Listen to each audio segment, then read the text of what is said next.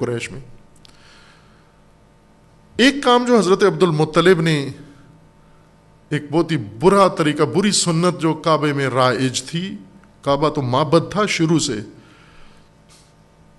حج ہوتا تھا، طواف ہوتا تھا، جاہلیت کا طواف ہوتا تھا، جاہلیت کا حج. یہ حج ضروری ہے آگاہ ہونا مسلمانوں کو، اسلام کا حج، دین کا حج اور قرآنی تعلیمات کا حج اور جاہلیت کا حج اس میں سمجھ میں آئے تو آپ صحیح حج کر سکیں گے.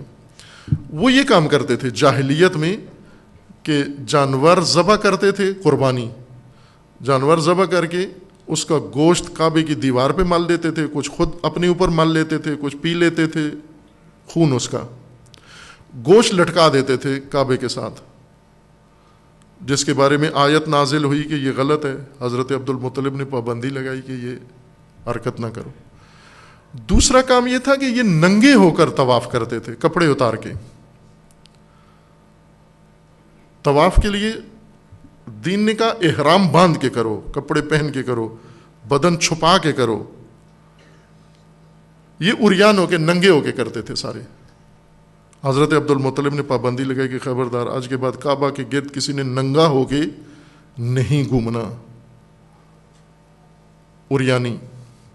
یہ حضرت عبد المطلب کی سنت تھی جو دین نے قبول کی. ننگے ہو کے کون سی عبادت ہوتی ہے؟ ننگا ہونا خود ایک عیب ہے.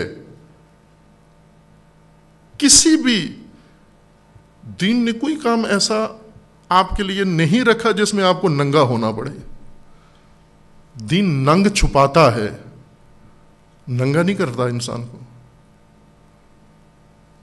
کوئی عبادت، خواہ وہ حج ہو، وہ زیارت ہو، وہ عزاداری ہو، وہ مجلس ہو، کوئی دینی فریضہ، کوئی دینی ذمہ داری، مثلا آپ نے جہاد کرنا ہے، ننگے ہو کے جہاد کریں.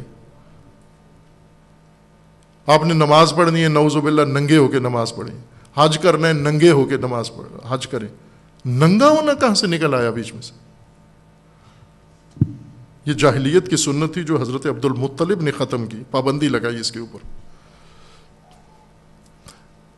اور وہ مانتے تھے حضرت عبد المطلب کی بات. آج رہبر مسلمین مسلمانوں کو، متدینین کو کوئی بات بتاتے ہیں وہ نہیں مانتے. وہ جاہلی تھے، حضرت عبد المطلب ان کے لیڈر تھے، وہ اس کی بات مانتے تھے. پابندی لگا دی کہ خبردار کوئی ننگا ہو کے یہ کام نہیں کرے گا، اور رک گیا وہ کام. اور دین نے بھی اس کے اوپر پابندی لگائی کہ خبردار حج میں کوئی ننگا نہیں ہوگا. ننگا ہونا ایک بے شرمی ہے،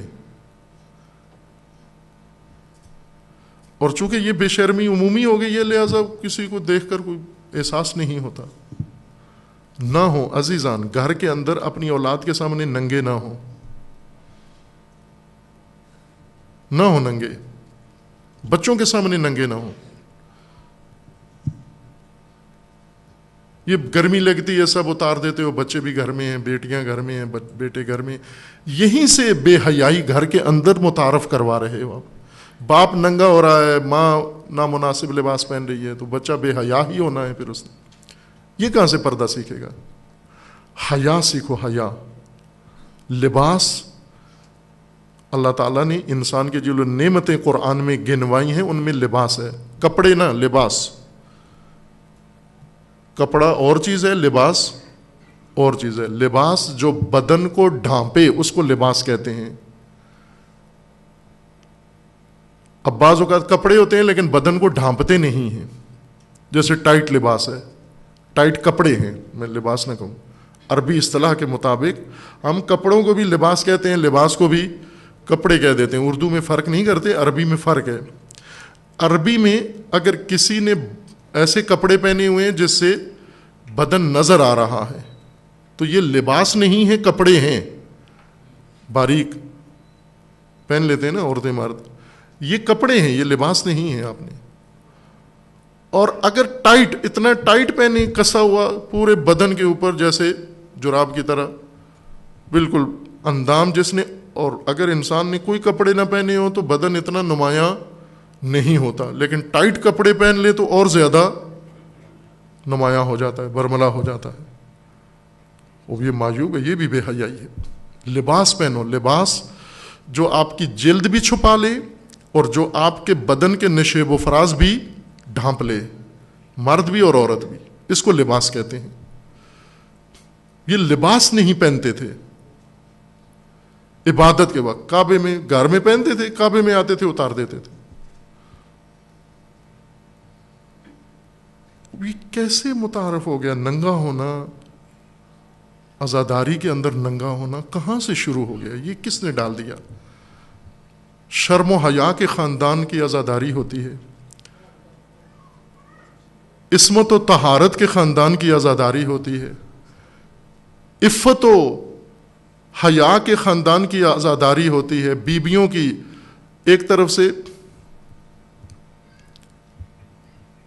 بعض لوگ ایسے ہیں، لکھنؤ کے مومنین ایسے ہیں، بعض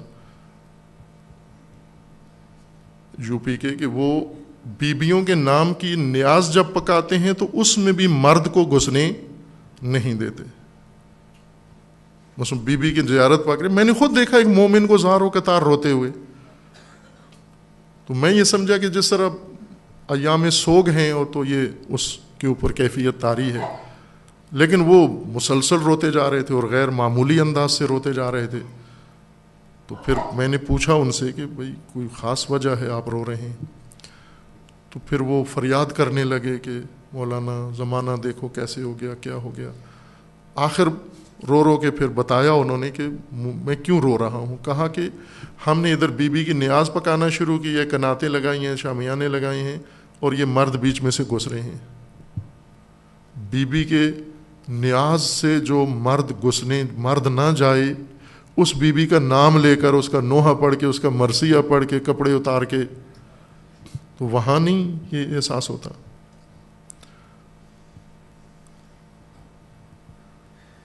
یہ تو وہ عظیم نام ہے کہ یہ نام آتے ہی انسان، آپ دیکھیں نا، یہ خواتین بے حجاب و بد حجاب خواتین عموماً جب کسی مزار مسجد کے قریب یا کسی مذہبی آدمی کے پاس آتی ہیں تو دوپٹہ گلے سے اٹھا کے سر پہ ڈال لیتی ہیں۔ ایک ادب ہے، یہ اچھا کام کرتی ہیں۔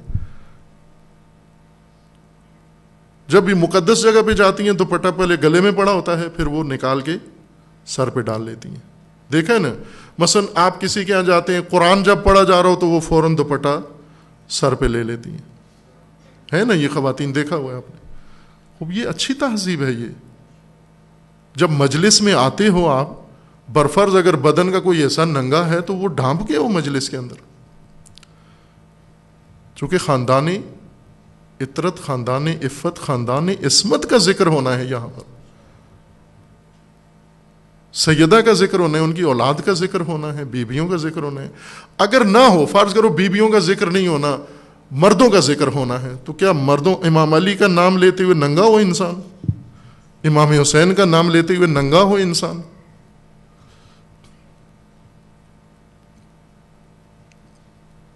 یہ حضرت عبد المطلب نے یہ سنت ڈالی اور دین نے قبول کی۔ ننگا ہونا مرد و عورت کے لیے کسی جگہ بھی جائز نہیں ہے۔ صرف ایک جگہ پر اپنا بدن دکھا سکتے ہیں میاں بیوی ایک دوسرے کو، بس، اور نہیں، اور کسی جگہ اجازت نہیں۔